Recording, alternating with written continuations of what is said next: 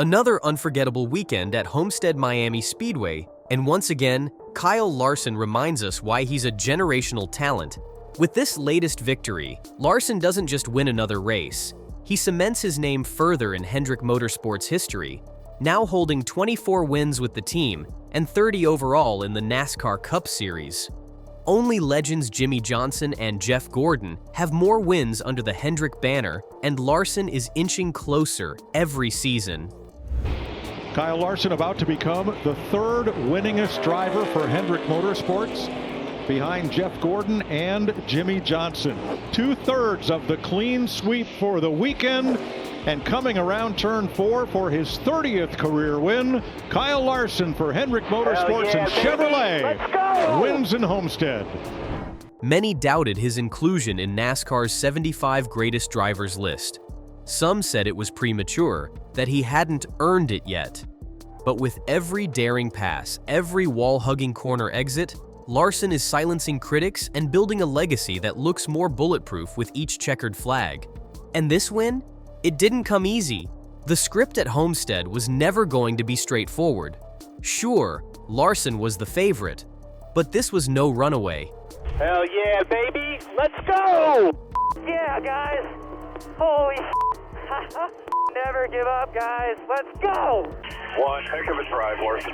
One heck of a drive. I'm so proud of you. Ryan Blaney was dominant early, leading a race-high 124 laps.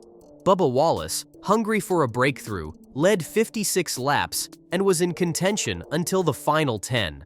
And Alex Bowman, Larson's Hendrick teammate, may have driven one of the best races of his season, until one misjudgment changed everything. As the sun set over the Florida track, the race turned into a fierce Hendrick versus Hendrick showdown. Alex Bowman had taken the lead with 33 laps to go, slipping past Bubba Wallace when Wallace went tight exiting turn 2.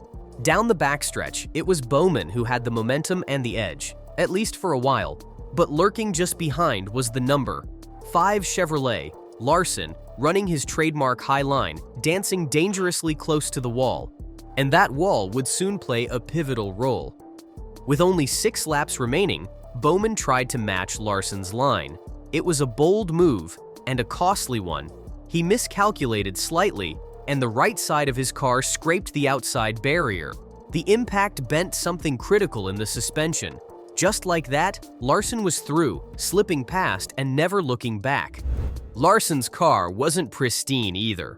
The number 5 had its share of battle scars, including a hole in the left door from a pit lane collision with Josh Berry, and plenty of scrapes from riding the razor's edge of the wall.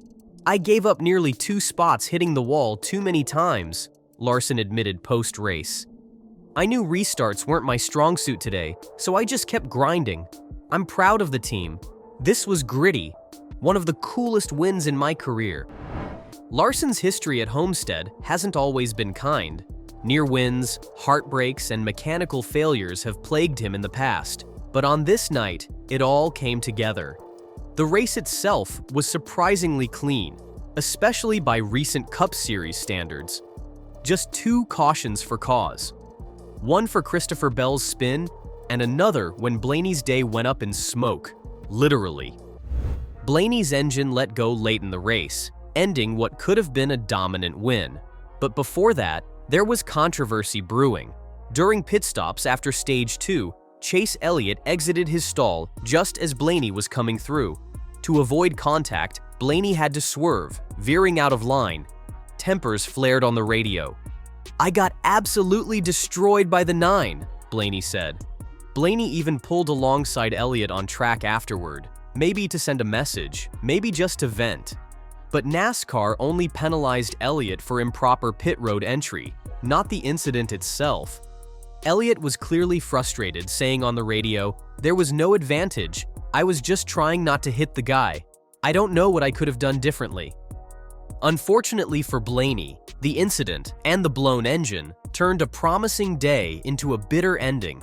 Ryan Blaney's engine goes up in smoke. Second engine failure of the year for the number 12. They lost one at Phoenix. I'm fucking blown up. You have got to be shitting me. Oh my God. Sorry, fellas. It'll go our way eventually, I hope. Appreciate the fast car. Meanwhile, Alex Bowman, though disappointed, delivered one of his most complete performances in months. He led 43 laps, started from pole, and battled at the front all day. "I choked that one away," Bowman said after the race.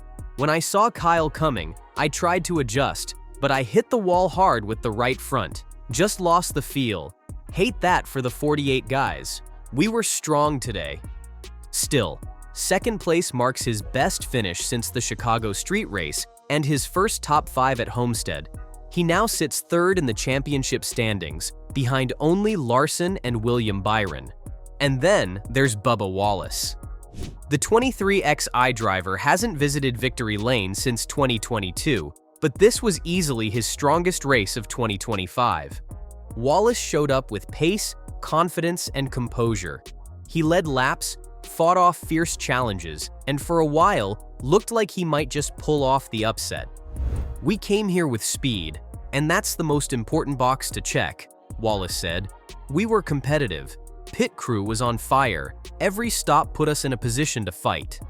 Wallace emerged first from pit road late, even passed Larson on a restart, and led well into the final segment. But when Bowman got by him and Larson came charging, Wallace couldn't quite hold on. Still, for a driver who had 4 straight finishes outside the top 20 coming into this race, third place felt like redemption. "Honestly, I thought we had it, but I've got to study what happened there in the final laps. I didn't hit the fence, but I couldn't keep the 48s behind me. Either way, this was a much-needed result." The top 3, Larson, Bowman, and Wallace, drove clean, aggressive, and bold. The finish was decided by talent and timing, not cautions or chaos. And in a sport where controversy often dominates headlines, it was refreshing to see a clean, drama-filled race determined on track, not in the NASCAR control room. So what did this race teach us? That Larson is still a magician on high-speed ovals, that Bowman can go toe-to-toe with the best when it matters, that Bubba Wallace isn't done fighting, and that Ryan Blaney's luck might still be cursed, even when he's the fastest car on track.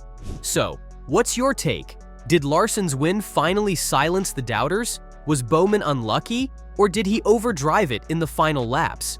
And how about Wallace? Was this the start of a mid-season surge? Let us know in the comments. And if you enjoyed the breakdown, don't forget to like, subscribe, and hit that notification bell so you never miss a race recap or analysis.